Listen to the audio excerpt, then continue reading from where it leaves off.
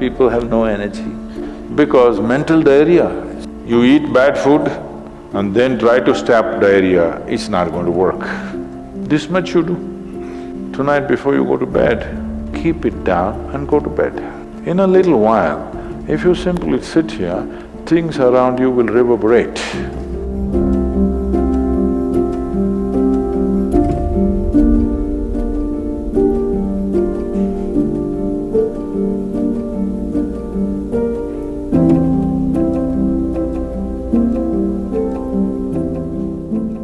Is it possible to do it without using specific mudras, whatever? Yes. These are all small help, little assistance. You don't see a Shiva or a Krishna holding mudra and sitting like this, simply intense. Nor will you ever see me sitting like this. No, you will not see me practicing Shambhavi or this or that.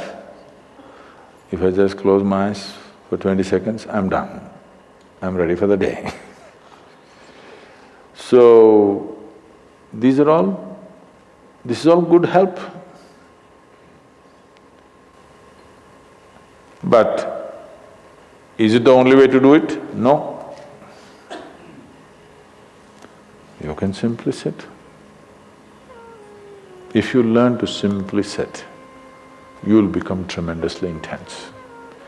Right now, your energy is simply expended by doing unnecessary, endless activity. When you have so much mental diarrhea, how can you have energy? Suppose you have diarrhea, do you see how weak you feel? Yes or no? Right now this mental diarrhea, that's why people have no energy.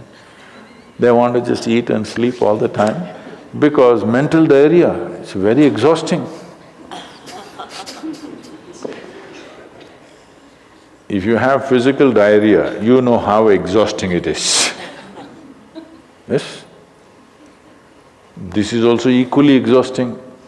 People are sleeping 8 hours, 10 hours a day, not because they're working so much or their body is in such a bad state, it's just mental diarrhea. If you stop the mental diarrhea, there's enough energy to make this very, very intense. Now how do I stop mental diarrhea? If you have diarrhea, physical diarrhea, what is the first thing to do? Huh? What?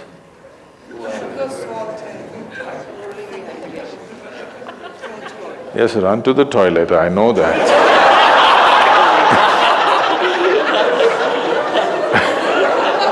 I'm saying as a corrective measure, what's the first thing you do?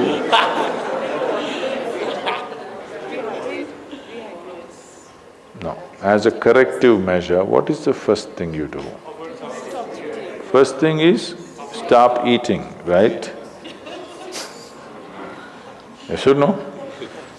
But diarrhea means in some way we've eaten something that the body doesn't want.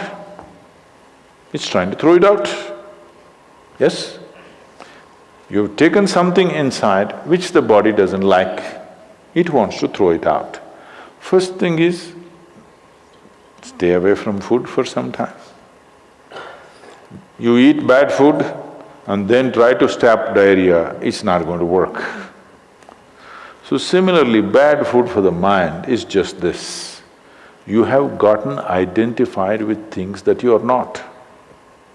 The moment you get identified with things that you are not, mental diarrhea is inevitable.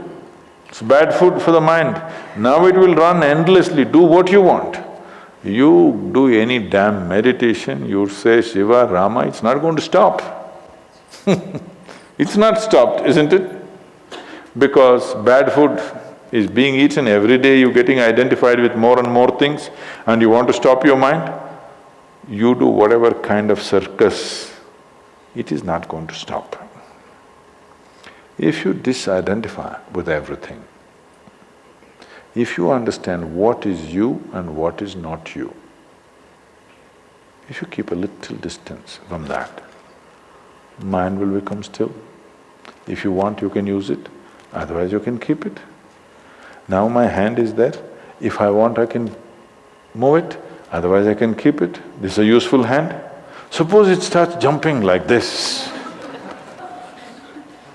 You clearly know there is some kind of an ailment, isn't it? Yes or no? So if hand is jumping, you know it's an ailment. If mind is jumping, is it an ailment or no? The ailment has come because continuous wrong diet. You tell your mind that I am this, I am this, I am that, I am that. It's having diarrhea. You stop giving it wrong food.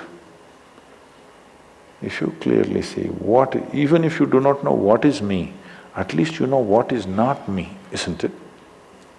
This much you do. Tonight before you go to bed, sit on your bed and sit down and discount everything that is not you. This house in which you're living, is this me? No. This loving parent or mother, father, wife or husband or child, they're wonderful, but is this me? No. Now these nice clothes I'm wearing, is this me? No. Now my body, I like it, but is this me? No. Now I'm having so many thoughts, is this me? No. Now I'm having wonderful emotions, is this me? No. Like this, everything that's not you, before you sleep, keep it down and go to bed. Tomorrow morning, you will wake up considerably more intense than today. Every day you do it. In a little while, if you simply sit here, things around you will reverberate. Really. So I was in… a few years ago, couple of years ago, I was in America and this is a very typically American question. This lady comes up to me and she's very angry. I've been doing this yoga for last 35 years, nothing happened. But you went and just sat on a rock and things happened to you. This is not fair. Where is the damn rock?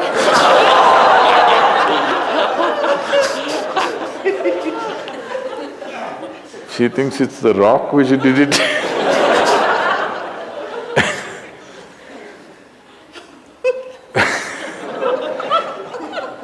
The only sadhana that I did in my life is, right from my very early age, though I was very actively involved with everybody around me, I never identified myself with my parents or my siblings or my endless number of friends or the society or the religion or the country or anything around me. Never identified. Not that I was not involved, I was very involved, very active. Even today I'm very active and involved, but not identified. If you don't identify with anything, there is enough energy in this to become intense. See, I want you to understand, your life energy right now in this body, how many things it's doing here as you're sitting here? Hello, do you know the complexity of activity it is doing? Every cell in the body, your liver, your kidney, your damn spleen and all kinds of stupid things that we cannot even figure even today. Yes?